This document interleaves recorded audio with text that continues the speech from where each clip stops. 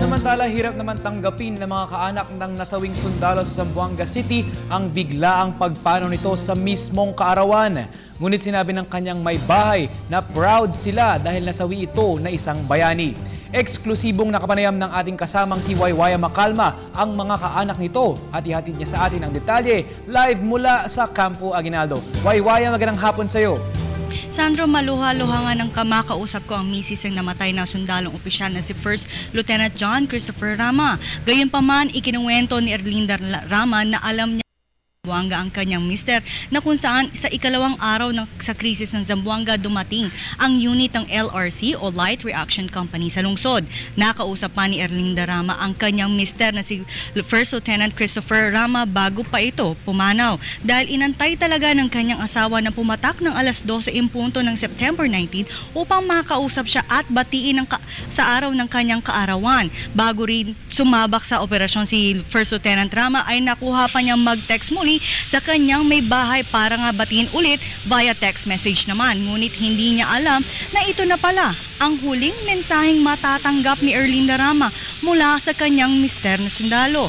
Ayon kay Erlinda, masakit man sa kanyang kalooban na pumanaw ang kanyang asawa ng 3 taon pero pinagmamalaki niya ang kanyang mister na namatay na isang magiting na bayani. Maging si Aling Teresita Rama, ina ng yumang opisyal, ay emosyonal ng kanyang ikinuwento ang kanyang panganay na anak. Anya, siya ay mabuting anak, matalino at maalalahanin at noon pa man ay nais na nga talaga niyang maging sundalo. Kaya naman nang malaman nilang nasa Zamboanga ang kanyang anak ay gabi-gabi silang nananalangin para sa kaligtasan nga ng kanyang sumasabak nga sa giyera sa laban sa MNLF. Narito po ang bahagi ng panayam ng asawa naman ni First Lieutenant John Rama na si Erlinda Rama. Ginagawa niya na nung may nag-text sa inyo na kasamahan niya sa ground na? Wala, iyak lang po. Kasi mahirap.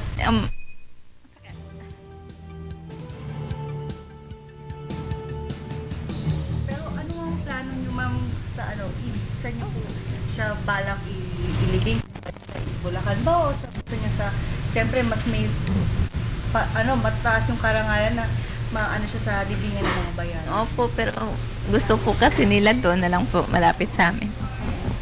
Pero ngayon, ma'am, ano pong feeling nyo? Mixed emotions pa rin ba na somehow namatay ng bayani pero wala nang iyong may bahay? Opo, so proud. Kasi namatay siya sa digma. Sandro, may babanggitin lang ako kanina kasi ayon sa report na natanggap natin sa AFP, kahapon nung namatay nga si First Lieutenant Christopher Rama, alas 5 to namatay o dahil nga sa sniper shot nga ng MNLF. Pero si Erlinda kahapon ng 6:11 ng text message sa kanya na kung saan binabati pa rin niya ang kanyang asawa. Ito po, pero pakinggan naman po natin ang bahagi po ng aming interview with Teresita Rama, ang ina po ni First Lieutenant Christopher Rama.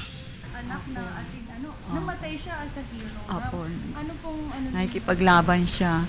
Talagang yun ang committed siya sa pagkasundalo. Hindi siya umaatras. Talagang lalaban po siya. Mabait po yung anak ko na yan eh. Tahimik lang po siya pero may laman ang utak.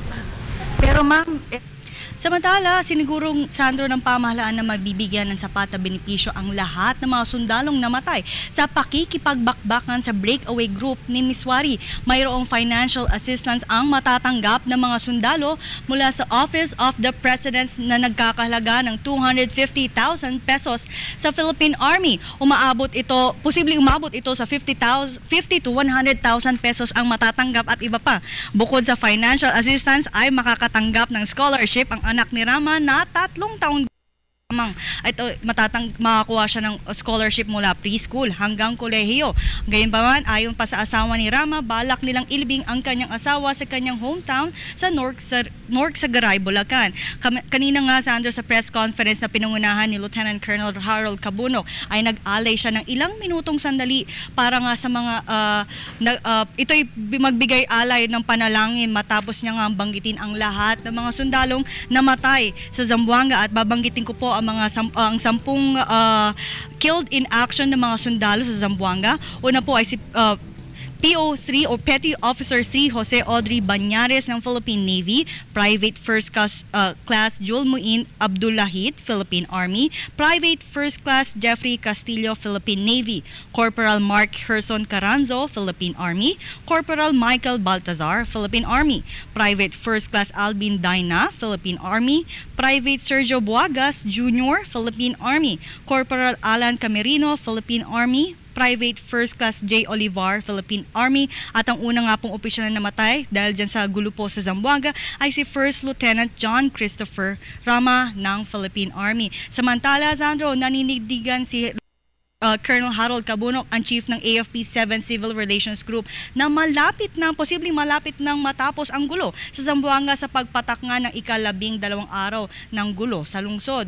Ito dahil umaabot na lamang sa 40 to 50 na miyembro na ang natitirang mga rebelde at pinaniniwalaang naghiwa-hiwalay na ito sa maliliit na grupo sa mga barangay ng Santa Barbara at Santa Catalina. Ngunit hindi matukoy kung maging ang mga hostages ay pinaghiwa-hiwalay rin. Katunayan, may 6 naman na rebelde ang sumuko kanina umaga dahil nga sila ay gutom na at nawalan na rin sila ng bala sa ilang araw ng pakikipagbakbakan sa militar dyan sa Zamboanga. At yan ang pinaka-latest update mula rito, Sandro, kasama ang buong Unit 3 mula rito sa Campo Aguinaldo. Maraming salamat sa iyo, Waywaya Makalma.